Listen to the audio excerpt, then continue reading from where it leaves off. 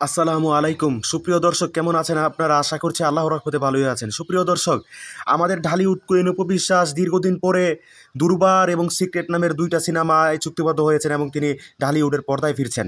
এটা তো আমাদের অনেক আনন্দের বিষয়। আমি সিনেমা কর্তৃপক্ষকে বলতে চাই, আমি সিনেমার ডিরেক্টরকে বলতে চাই, এবং সিনেমাটা যারা অ্যারেঞ্জ করতেছে, প্রডিউসার, সেই ঘরকে বলতে চাই, সেই প্রযোজকের ঘরকে আমি বলতে চাই, আপনারা একটা কথা শুনুন। আপনারা অপুদিকে স্মার্টলি প্রেজেন্ট করবেন, সুন্দর করে প্রেজেন্ট করবেন।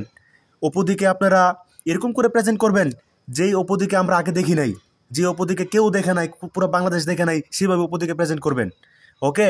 এবং অপুদিকে সিনেমায় কখনো শাড়ি পরাবেন না, অপুদিকে শাড়ি পরাবেন না। অপুদিকে আপনারা আমেরিকান কালচারে স্মার্টলি প্রেজেন্ট করবেন চলচ্চিত্রে, তাহলে আপনারা ভালো ফিডব্যাক পাবেন আমাদের কাছ থেকে।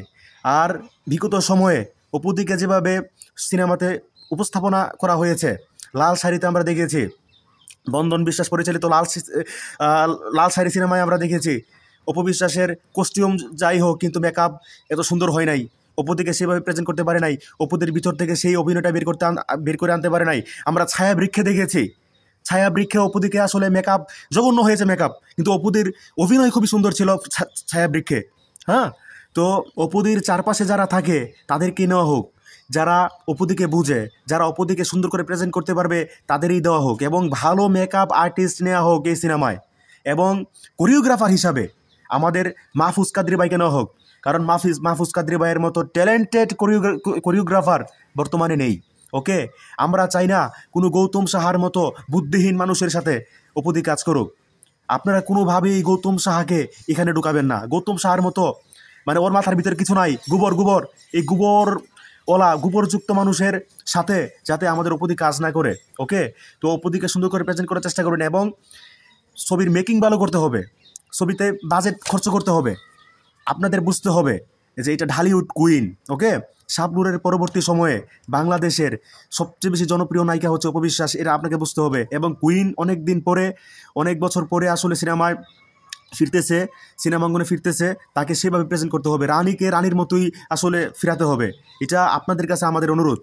এবং আপনারা যারা প্রযোজক যারা আছেন, সুন্দর করে মেকিং করবেন, ভালো করে করবেন, এবং গানগুলো যাতে সুন্দর হয়, সিনেমার গানগুলো যাতে সুন্দর হয়। কোনো অধু চতুতে গিয়ে দিয়ে কোনো গান কোনো গাওয়াবেন না।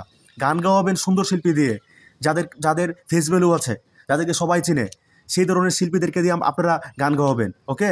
তো এটাই আপনাদের কাছে আমার অনুরোধ। পরিচালক বন্ধন বিশ্বাসের প্রতি আমাদের আস্থা আছে, বিশ্বাস আছে, কারণ তিনি চলচ্চিত্রকে বুঝেন। তিনি যদি প্রপার বাজেট পায়, তাহলে তিনি একটি সুন্দর সিনেমা আমাদেরকে উপহার দিতে পারবে, সুন্দর বাজেটের সিনেমা আমাদেরকে উপহার দিতে পারবে, সুন্দর মেকিংয়ের সিনেমা আমাদেরকে আসলে উপহার দিতে পারবে। বন্ধন বিশ্বাসের মাথায় মাল আছে। ওকে? তো তাকে সেভাবে সেই প্রপার বাজেটটা দিবেন, ও যেটা চায় আপনারা সেটা ওকে দিবেন, দিলে সুন্দর করে উনি সিনেমাটা তৈরি করে দিতে পারবেন। এবং আমাদের ঢালিউড কুইন অপু বিশ্বাসের অভিনয়ের ক্ষুধা আছে, সেই ক্ষুধা, তিনি আসলে অনেক ক্ষুধার্থ অভিনয়ের ক্ষেত্রে, তার ভিতর থেকে অভিনয়টা বের করে আনতে পারবে আমাদের বন্ধন বিশ্বাস ভাই। তো আজান দিয়ে দিচ্ছে, কথা বাড়াতে চাচ্ছি না, এটাই আপনাদের কাছে আমার অনুরোধ, এটাই প্রযোজক ঘরের কাছে এটাই আমার অনুরোধ। আসসালামু আলাইকুম।